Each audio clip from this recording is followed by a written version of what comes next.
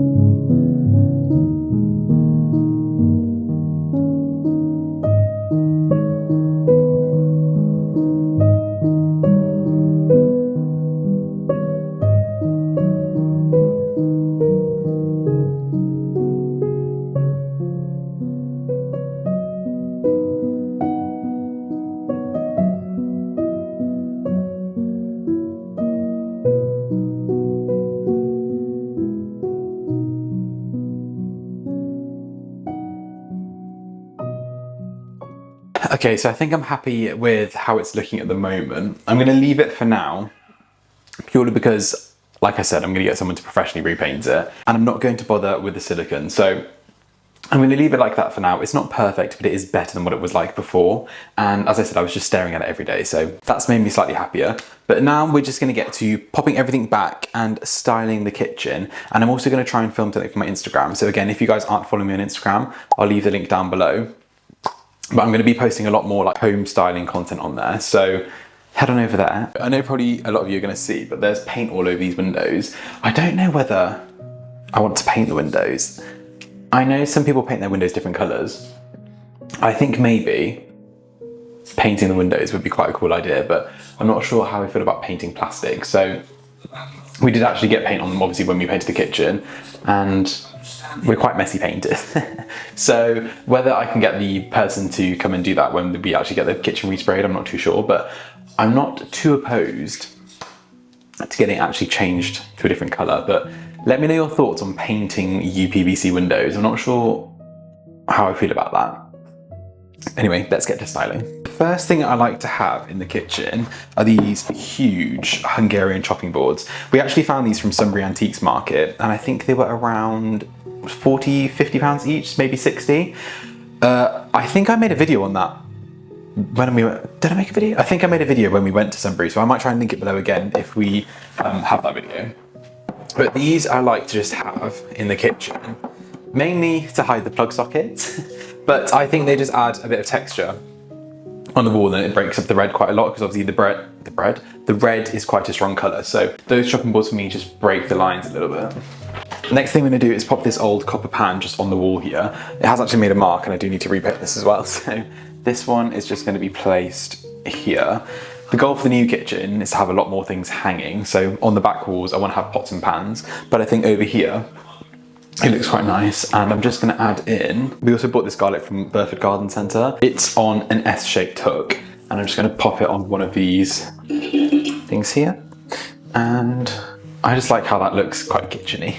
The next thing we're going to pop in here today is this lamp from Ochre. I got this, I think, around a year ago, and I don't love it, I'm not gonna lie. It's normally in the lounge in one of the bookcases, but I'm really fussy with lamps, and I feel like a lot of companies don't make very nice lamps. We buy a lot of lamps from Pookie, but again, in all honesty, I'm not the biggest fan of like small table lamps. I do like a big table lamp, but this one here, I think, was around £300 for the shade and the lamp, and for the size of it, and the quality, I just think it's very expensive. So it will do for now. I do like the shade. It's more of like a pleated pattern shade. I don't have any pattern shades around the house. I normally have linen shades. So I do like this for the kitchen. It's not going to stay probably in our home. I do want to find some different lamps, but if anyone knows of any maybe smaller lamp companies, please let me know in the comments, because I'm always on the mission to find really lovely lamps. The one I showed recently on my channel, the one in the dining room, the big yellow one, that was a find from Sunbury Antiques Market, and I'm actually going to try and go there this Tuesday. Chad's in Paris, so I'm going to be there by myself, so hopefully I don't find anything too big that I can't lift myself. Let me know if you know of any smaller lamp companies that provide services online, or maybe in London, so I can go and visit them. But yeah, this will do for now, so I'll just pop that in the corner.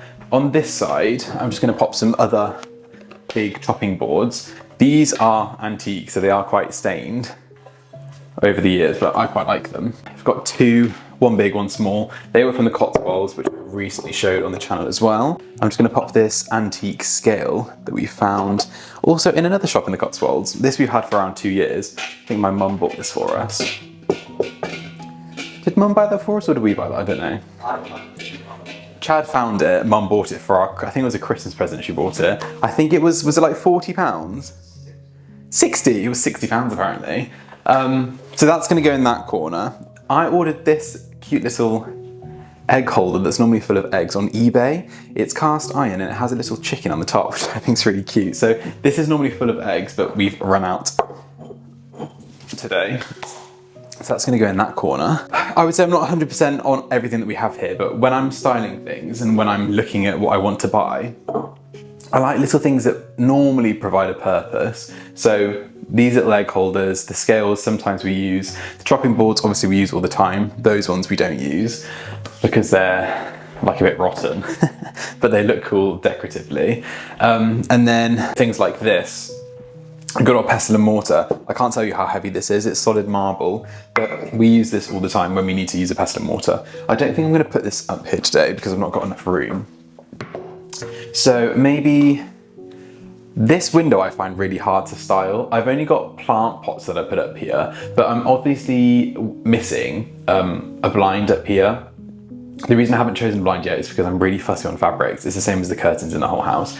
I get really set on one fabric and then I decide I don't like it. So that is another goal for this year, to find a nice, maybe Roman blind that will come down here. But styling wise, for the time being, I think I'm just gonna pop some ferns up here.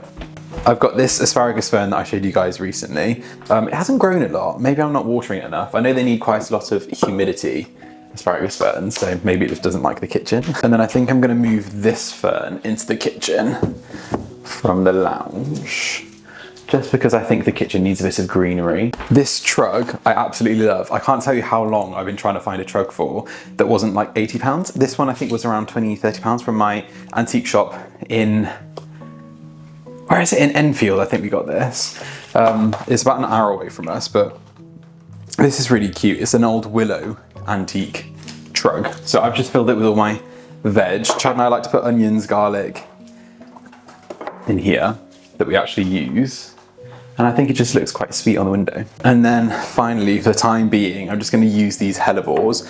My hellebores, for some reason, don't last very long in this house. I think it's because the house is quite warm. I've popped them in the little antique pots, but I think because the house is quite warm, they dry out quite quickly, and I do water them quite frequently. Chad doesn't think that I do, but I do water them quite frequently. Maybe it's just a time of year they don't like and they only last a few weeks, I'm not too sure. I've never had hellebores before. I think that looks okay for the time being. I'm not set on it, like I said, but it's quite an awkward place to style. We did actually have the 2 lemon trees here, but again, they weren't right for the space, so maybe I need to get some more pots of this size and then have maybe 3 plants. I'm not too sure. Let me know your thoughts down below, what would look nice there. I think finally I'm gonna pop this cake stand from Nakuku, which I showed you guys in my last episode. It's really big and really handy. I love having bread out on the side, but obviously bread goes off quite quickly. So I think it's a nice way to display the bread. And I also like how it feels quite cluttered. I think I'm more on the maximalist side of styling and I like lots of things to fill the space. So yeah, I think I'm gonna leave the kitchen as that. I'm not gonna style the other side of the kitchen just because there's not much space on the other side. So we're just gonna leave it as it is. Update on the door, by the way, if you can see it. It is obviously still chewed. I sent across a design to Beachall that I think we're both agreed on, and I shared it on my Instagram recently. I'll pop up a picture on the screen now of what we're planning to do. But again, what colour do you think I should do, guys? Do you think I should go for the same colour now and have it as white? Or do you think we should try something different? I'd like to know. I have seen a really lovely design online with a red kitchen that has a mahogany painted door. I don't think I want to do that, but I was thinking maybe to tie in the door and the window as a darker mahogany paint colour from Farrow & Ball. But again, let me know your thoughts. I'm not set in stone on that, but I do like how the white looks quite traditional, so I don't think I'm going to be changing it. But again, let me know your thoughts.